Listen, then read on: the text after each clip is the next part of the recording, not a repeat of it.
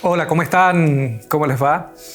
Miren, quiero invitarles a que hagamos un viaje por la historia. ¿Les parece? Posiblemente algunos de ustedes, espero que no, algunos de ustedes quizás se asusta cuando ve un árbol de Navidad, luces y como si esto es pagano, como si todos sabemos que Jesús no nació un 25 de diciembre. Bueno, quiero que hagamos un viaje. Lo primero que quiero decir, muchas culturas antiguas celebraban lo que los romanos le llamaban el Sol Invictus. Eso era una fiesta que para nosotros era en fin de año, ¿no? Entre el 20 al 25 de diciembre, porque como eran culturas agrícolas, celebraban el solsticio de invierno. De hecho, varios dioses antiguos supuestamente nacían en esos días, entre el 20 y 25 de diciembre. Y bueno, ustedes saben lo que es el solsticio de invierno, ¿no? Que es simplemente el día más corto de luz solar. Y los antiguos, cuando pasaban esa frontera, ¿no?, del día más corto de luz solar, era un día de fiesta porque sabían que de ahí en adelante la luz iba a durar más. Entonces muchos dioses que estaban ligados a la luz, al esplendor, a la esperanza, al futuro, nacían supuestamente en esa fecha, ¿no? Por eso que los cristianos entre el siglo IV y el siglo VI tomaron esa fecha muy conocida en Roma como la fecha del Sol Invictus y la adjudicaron al nacimiento de Jesús. Y ahí algunos dicen, ¿habrá sido un movimiento, una movida política de Constantino y otros emperadores?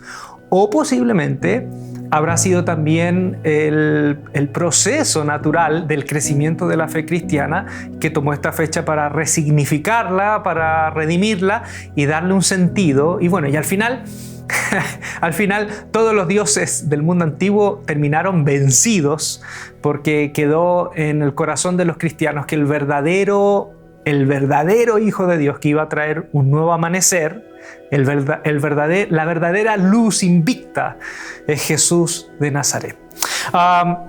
Pero este proceso de reciclaje, de cómo reciclar lo pagano y darle un nuevo significado, no es nuevo. No lo hicieron los cristianos como primera vez. De hecho, ya los judíos de alguna manera lo habían hecho también. Y quiero que me sigan acompañando más atrás en la historia. Por ejemplo, voy a poner algunos ejemplos. El nombre en hebreo para Dios es El. El es un nombre que ya hay registro de ese nombre en algunas tablillas y en algunas inscripciones muy antiguas. De hecho, algunas inscripciones se van a 2000 años antes de Cristo, mucho antes del viejito Abraham, antes que el viejito Abraham pisara la faz de la tierra. El nombre el nombre muy usado en el Antiguo Testamento, ya era usado y era un dios, posiblemente una deidad cananea. En la ciudad de Ugarit específicamente hay registros de ese nombre, de esa inscripción 2000 años antes de Cristo. Y bueno, no sabemos cómo fue, no sabemos qué pasó, pero los hebreos de alguna manera tomaron ese nombre y lo usaron para su Dios, el Dios que se empezó a manifestar en su corazón, en el mismo corazón de su identidad, de sus tribus. Y después derivaron en todos esos nombres, por ejemplo, el Shaddai, ¿no?, que tiene que ver con el Todopoderoso, el Lión, el Altísimo, el Olam, el Eterno y sus derivaciones. Así que curioso, ¿no? Curioso. Por ejemplo, los querubines.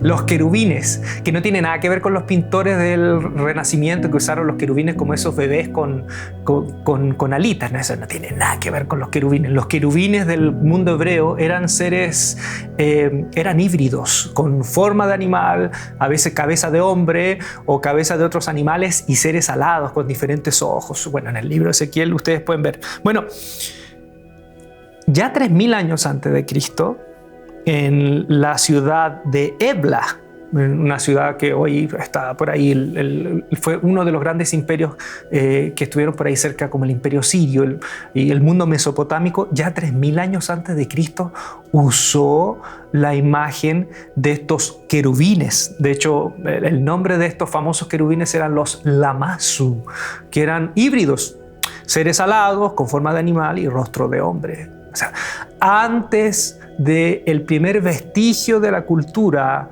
israelita, ya los querubines, o esta imagen de los querubines, ya había sido usado por otras culturas. De hecho, en el templo de Israel, en el tabernáculo,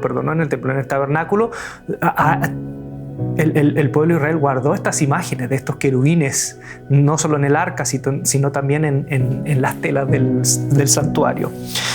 También, cuando se tradujo el Antiguo Testamento, que nosotros conocemos como el Antiguo Testamento, la Tanaj en hebreo, del hebreo al griego, la palabra Sheol, que tiene que ver con la sepultura o ese mundo de los muertos, ese lugar donde los hebreos tampoco en el Israel antiguo no tenía mucha percepción del más allá, como después fue desarrollándose en su propia teología.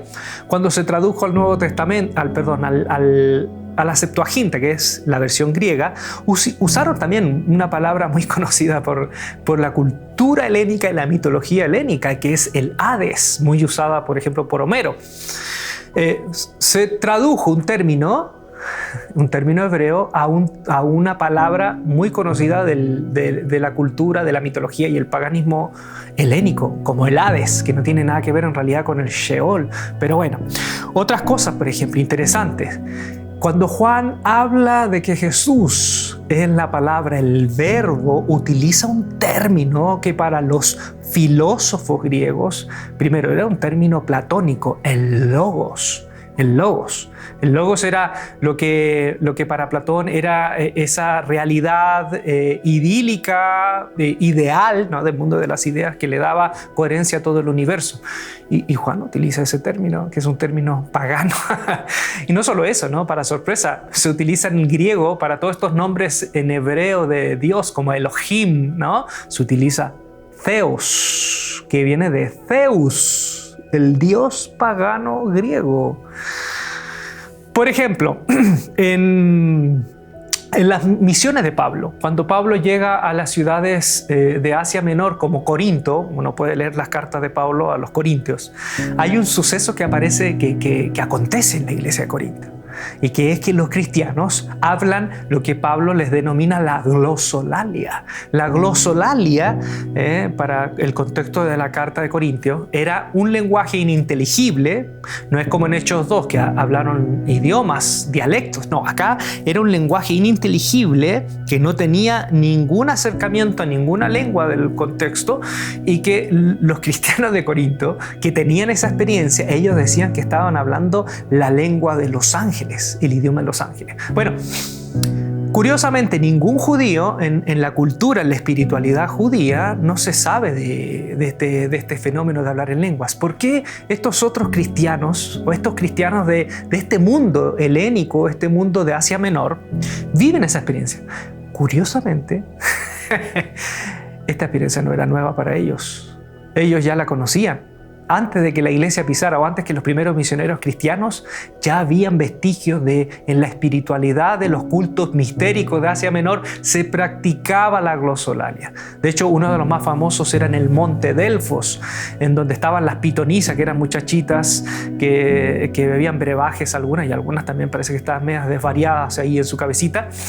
Iban a buscar una profecía, y estas pitonisas en el frenesí hablaban glosolalia, hablaban un lenguaje que nadie entendía, no era conocido, y que era el lenguaje de los dioses. Posiblemente como esa percepción que tenían los cristianos de Corinto y de Asia Menor de lo que era esa visitación de los dioses, posiblemente para ellos, cuando experimentaban estas cosas, esta experiencia tan rotunda, tan radical, de que se te cambia el lenguaje de pronto y no se ha conectado con ningún lenguaje, para ellos no era nada raro.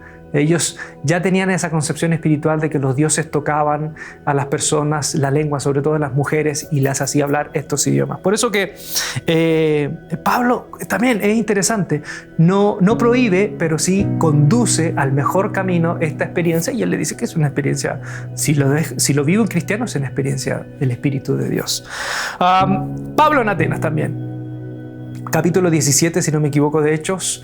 Pablo en Atenas, cuando ve, dice el escritor, ve toda esta ciudad tan pagana, Pablo, él en vez de ir frontalmente a atacar el paganismo, hace algo muy interesante. Lo llevan al Areópago y él empieza a hablarles de uno de los dioses que tenían en ese panteón largo, desde el puerto hasta la capital, del Dios no conocido. Y él dice, yo vi una estatua que decían al Dios no conocido, ¿no? Porque como era muy, muy supersticioso y muy religioso, a veces estos griegos muy creyentes tenían una larga lista de dioses, de todas las culturas a veces, de todas las culturas, todos los dioses les servían.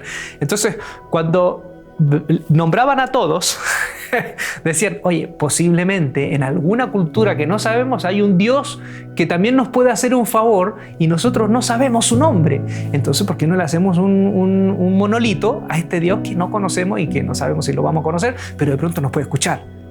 Entonces, Pablo utiliza ese ídolo, ese monolito, y dice, yo les vengo a hablar de ese Dios no conocido, que es el Dios de Israel, y ahí les habla de Jesús. Qué interesante eso. Pablo utiliza algo pagano para hablar del mensaje de Dios. Y no solo eso, sino que en su predicación cita expresamente a dos filósofos y poetas griegos, a dos paganos. Cita a Epiménides y Arato. Entonces, uno ve en ese contexto que Pablo también es una persona que sabe, no ataca frontalmente, sino que sabe torear, jugar con el toro del paganismo para resignificarlo y también poder utilizarlo como una estrategia evangelizadora. Ya lo vimos, ustedes pueden ver en el mensaje de Epicentro, ¿dónde está Satanás? Este término que utiliza Pedro y utiliza también Juan de Patmos en Apocalipsis, la estrella de la mañana, para referirse a Jesús, ¿no? Y nos transportamos a un mito antiguo, mito mesopotámico, que también estuvo en Siria y también estuvo en Persia. El Helel Ben Sharar, el hijo, el portador de la luz de la mañana, que era el planeta Venus, y que los dioses antiguos utilizaban este término, ¿no? El portador o el lucero de la mañana o la estrella de la mañana, como ese hijo de los dioses que iba a traer un nuevo día. Pedro y Juan retoman de todo eso y dicen, no, la verdadera estrella de la mañana es Jesús. ¿Qué más? Bueno, tengo varios ejemplos, pero a lo que voy, no sé si están entendiendo lo que le estoy diciendo, ¿no?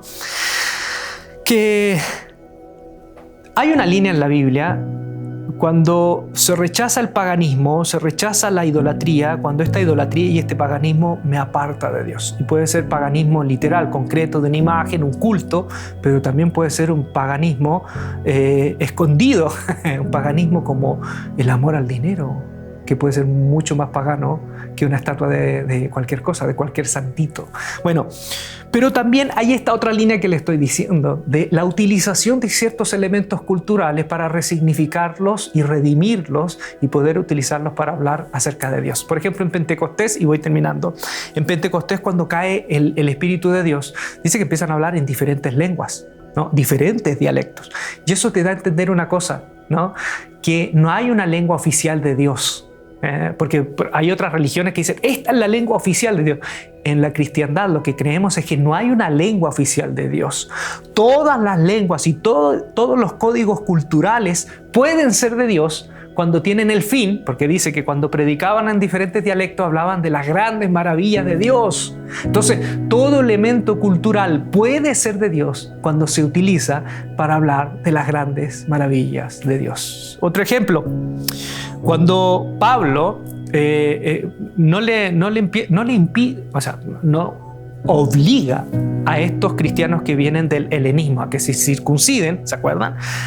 Bueno, no estuvieron ahí, yo tampoco, pero de la lectura, ¿no? Cuando estos judaizantes quieren obligar a estos a que sean judíos, Pablo les dice, no vamos a obligar a estos que sean judíos, no los vamos a hacer judíos, porque la fe de Dios toca toda cultura, pero al mismo tiempo trasciende toda cultura. En otras palabras, lo que Pablo está diciendo con eso, y no solo Pablo, todos estos cristianos que defendían, ¿no?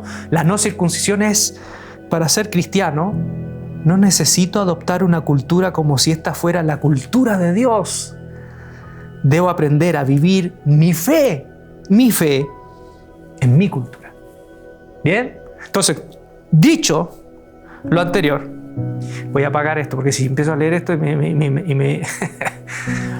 voy y empiezo a seguir y sigo hablando. Quiero decantar en esto. Quiero ya ir aterrizando. Detrás mío hay un árbol.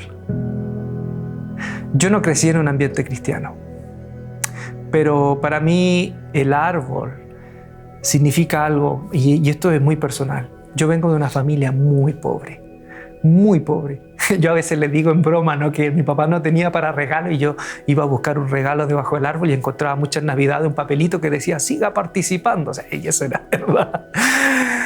Y nosotros nos hacíamos los regalos, pero no era lo importante los regalos. ¿Sabes lo que era más importante en mi hogar? Dentro de toda nuestra pobreza, adornar nuestra casa de luz, adornar nuestra casa de colores, porque era un signo de victoria, era como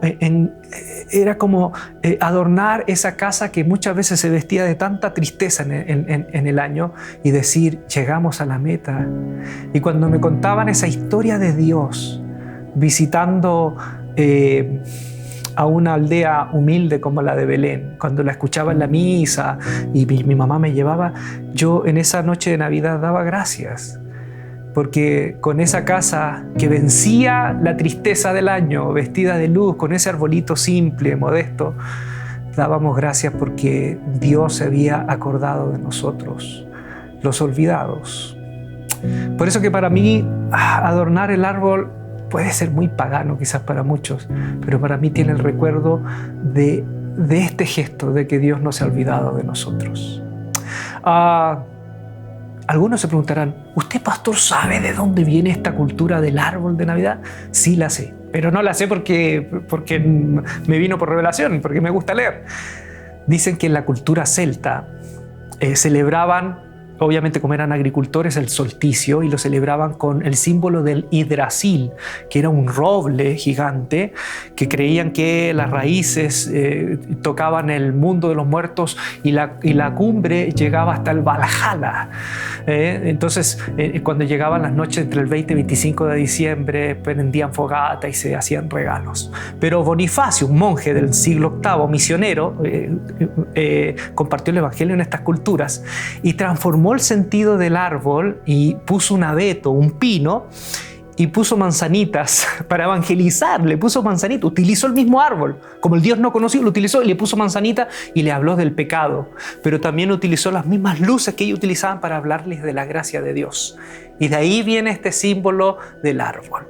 Y termino con esto. Hay otra historia de otro árbol en la Biblia, pero un arbusto. Dios, en vez de escoger un roble, un árbol gigante, para hablarle a la humanidad, los quiero llevar más o menos 1400 años antes de Cristo. Un hombre que había sido un señor poderoso, un joven poderoso en Egipto, es expatriado, vive lejos como un criminal, perdió todos sus honores en Egipto.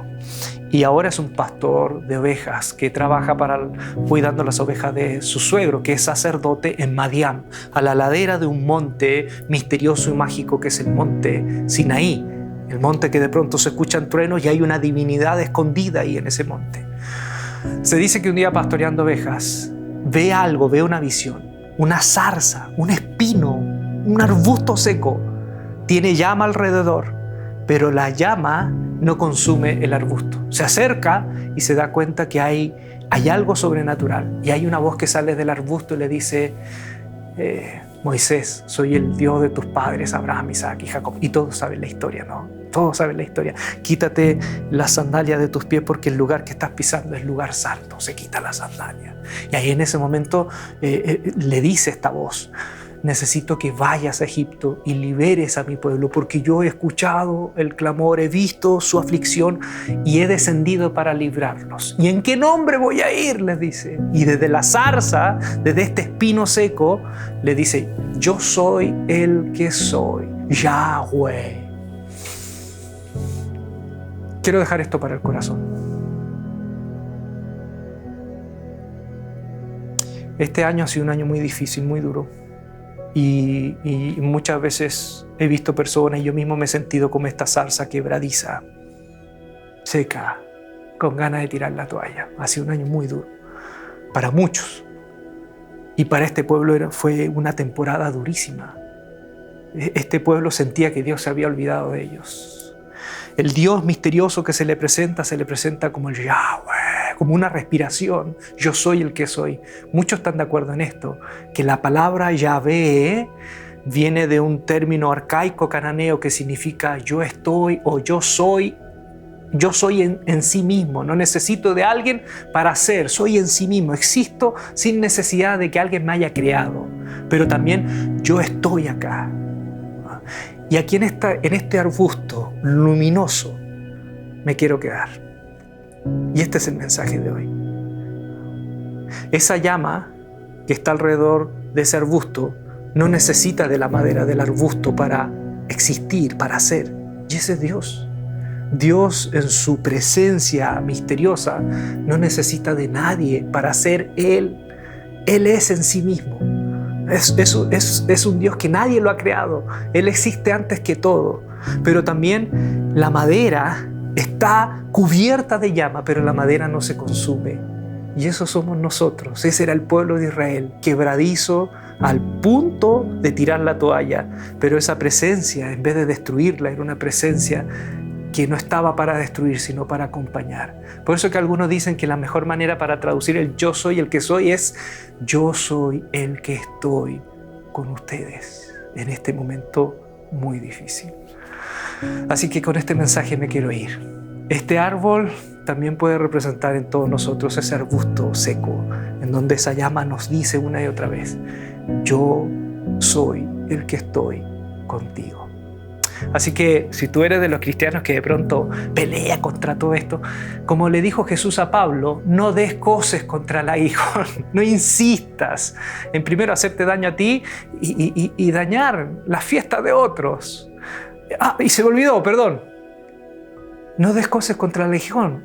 No sabía. ¿No sabías tú? Que esa frase tampoco la inventó Jesús.